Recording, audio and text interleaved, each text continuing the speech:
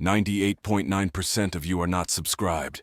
Enter and subscribe because of the amount of 1,000 subscribers I will post a very special video for you. The Galactic Council, an interstellar governing body comprising representatives from various species, was supposed to uphold peace and order in the galaxy. However, beneath its facade of diplomacy and justice, there lurked a darker reality. The Council often resorted to ruthless measures to maintain its control, especially when dealing with those who threatened its authority. The people of Earth, members of the United Earth Federation, UEF, had long been at odds with the Galactic Council. Earth's spirit of independence and resistance to authoritarian rule had made it a target. Relations had been strained for decades, with numerous skirmishes and diplomatic standoffs. In a remote detention facility on the Council-controlled planet of Eldoria, a young human girl named Lena was held captive.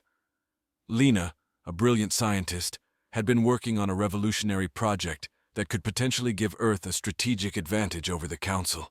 She was captured during a covert mission to secure key resources for her research. Subjected to intense interrogation and torture, Lena's resilience was remarkable. Her captors were determined to extract the secrets of her research, but she remained defiant, refusing to betray her people. News of her plight eventually reached Earth, igniting a firestorm of outrage.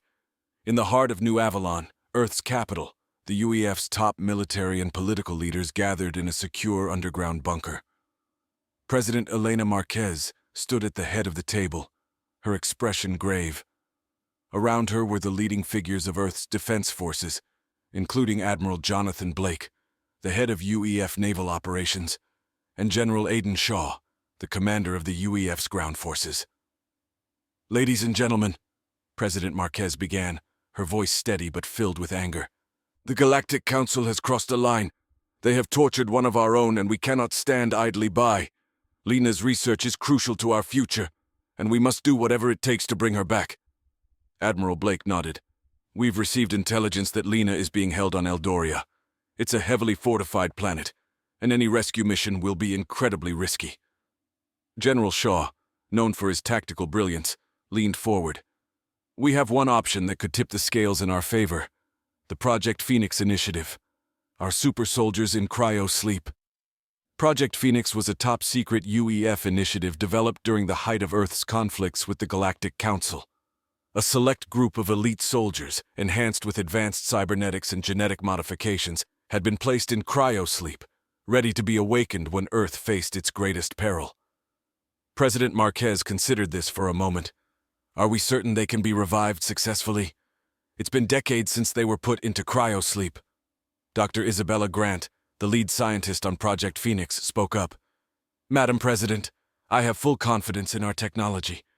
The super soldiers were preserved with the latest advancements in cryogenic and medical sciences.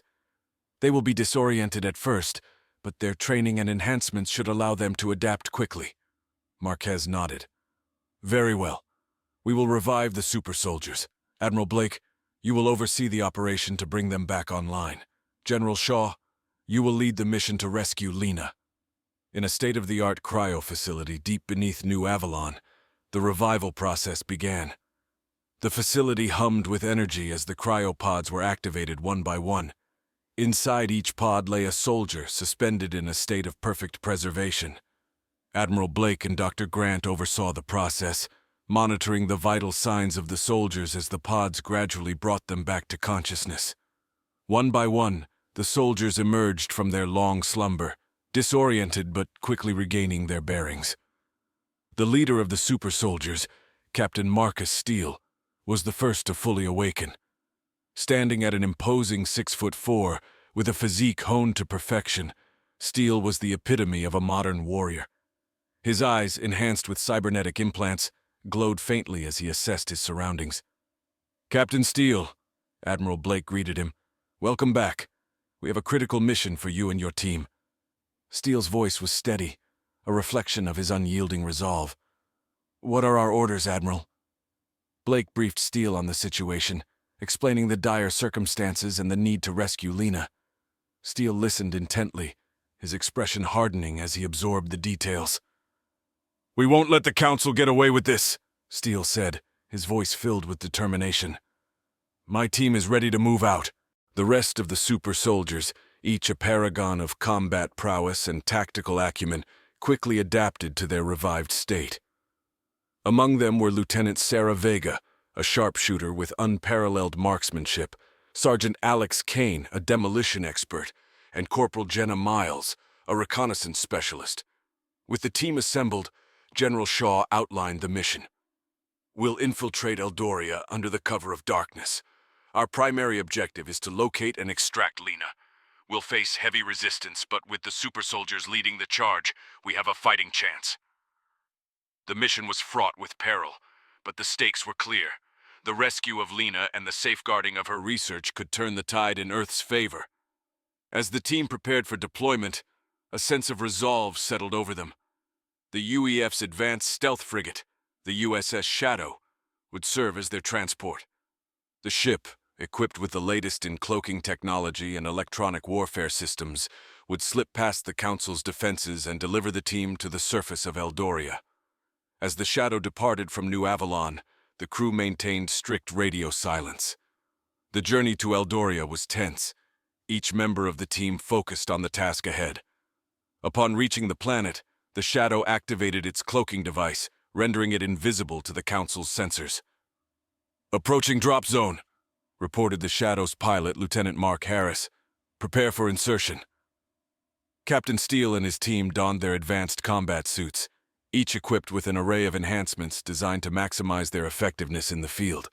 The drop pods were prepped, and the team loaded in, ready for deployment. "Remember," Steele said, addressing his team, "our primary objective is to rescue Lena. Stay focused, stay sharp, and we'll get her out of there." With a final nod, the drop pods were launched, streaking through the atmosphere and landing with precision in a remote area near the detention facility.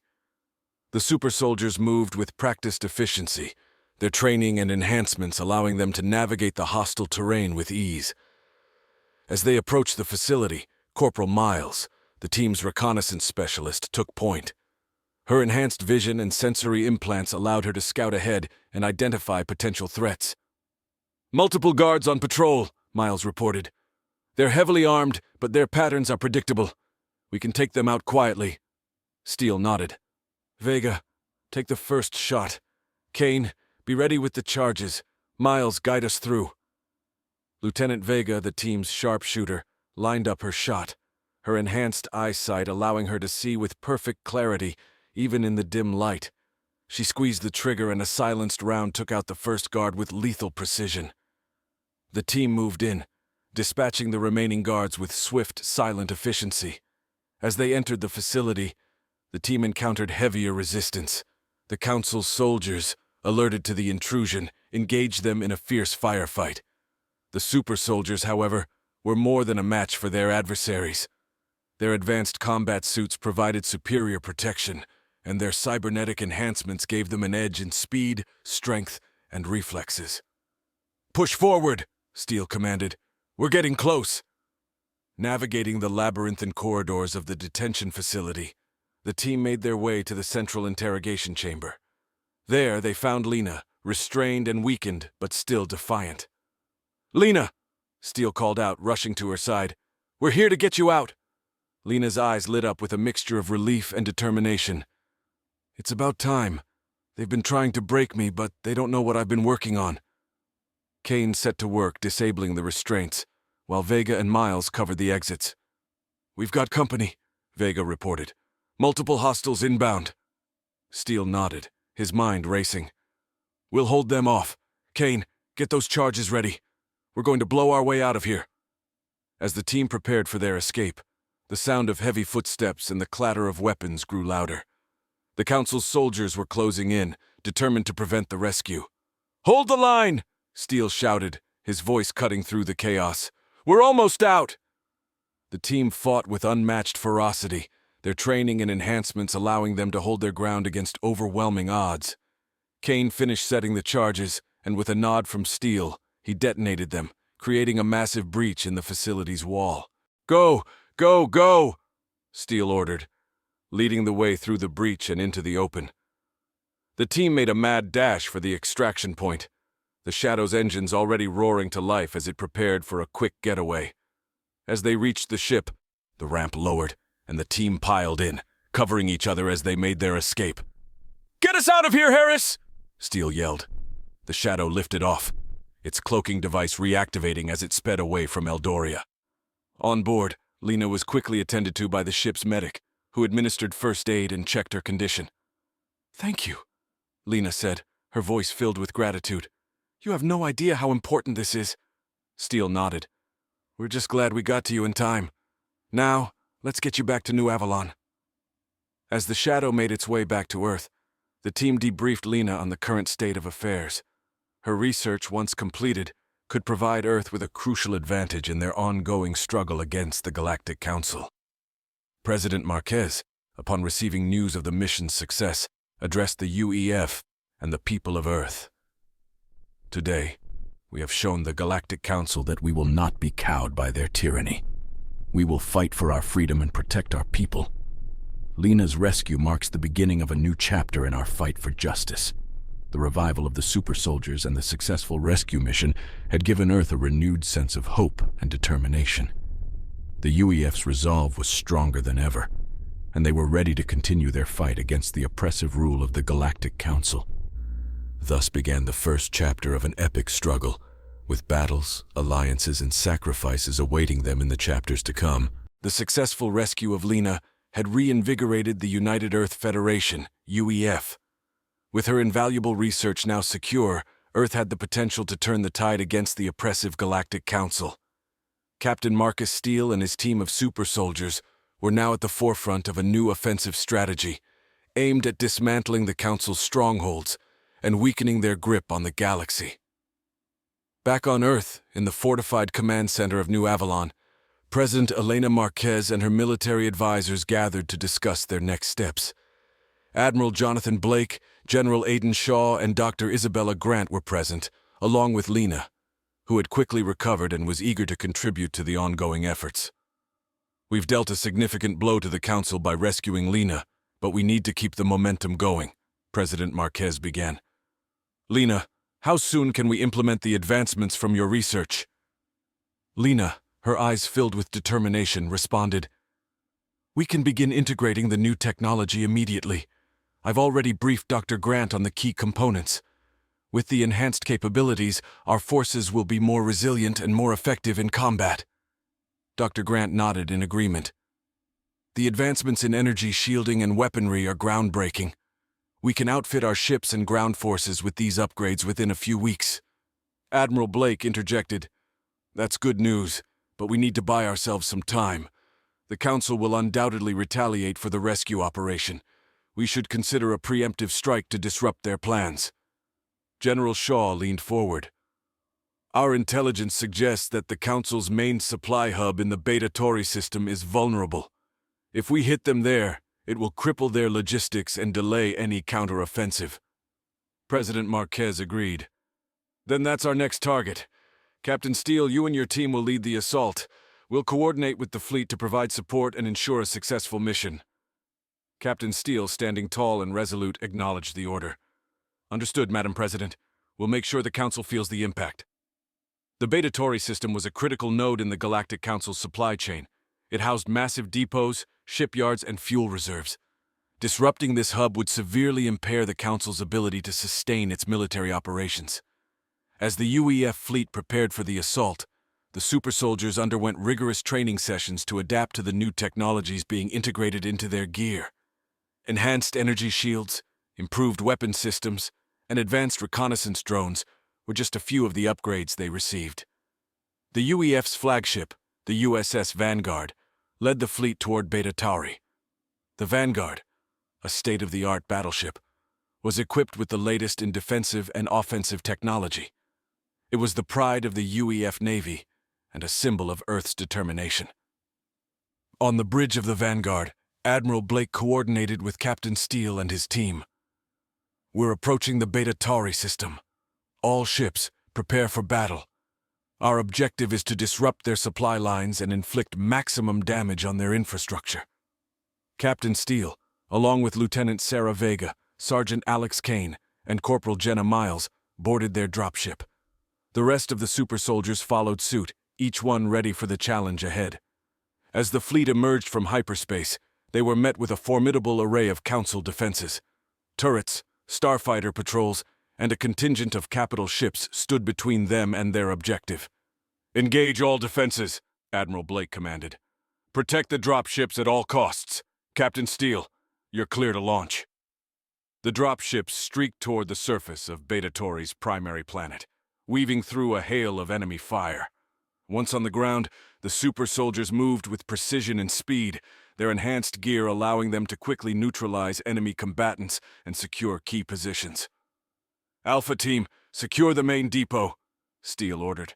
"Bravo Team, you're with me. We're taking the shipyards." Lieutenant Vega, leading Alpha Team, expertly directed her snipers to eliminate high-value targets. Sergeant Kane set demolition charges on key structures, ready to bring down entire sections of the depot. Corporal Miles provided reconnaissance, her drones feeding real-time data to the team. Meanwhile, Steele and Bravo Team fought their way to the shipyards, encountering heavy resistance. The Council's forces were well prepared, but they were no match for the super soldiers' enhanced capabilities. "Set the charges and fall back to the extraction point," Steele ordered as they breached the shipyard's defenses. "We don't have much time." As the charges detonated, massive explosions rocked the shipyards, sending plumes of smoke and debris into the sky. The destruction was comprehensive, crippling the Council's ability to build and repair ships in the region. "Mission accomplished," Steele reported over the comms. "We're heading back to the dropships." Back in orbit, the Vanguard and the rest of the UEF fleet continued to engage the Council's forces, creating a path for the dropships to return safely. The combined assault from space and ground had caught the Council off guard, resulting in significant losses.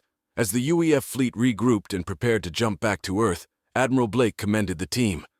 "Excellent work, everyone. This will set the Council back considerably and give us the upper hand." Upon their return to New Avalon, the super soldiers were hailed as heroes. The successful mission had not only disrupted the Council's supply lines, but also boosted morale across the UEF. President Marquez addressed the nation, her voice filled with pride and resolve. "We have shown the Galactic Council that we are not to be underestimated. Our resolve is unbreakable, and our spirit is undaunted.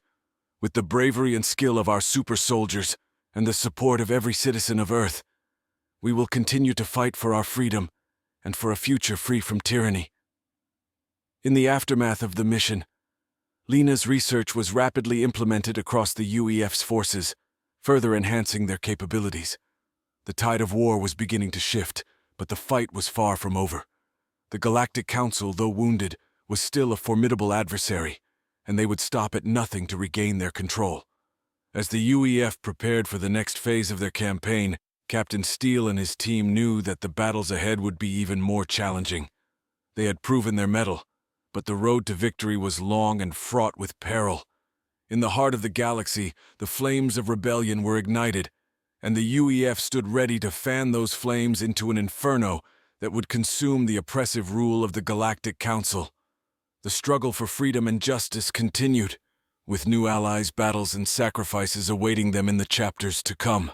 The UEF's successful raid on the Beta Tauri system had inflicted a severe blow to the Galactic Council, but the Council was far from defeated.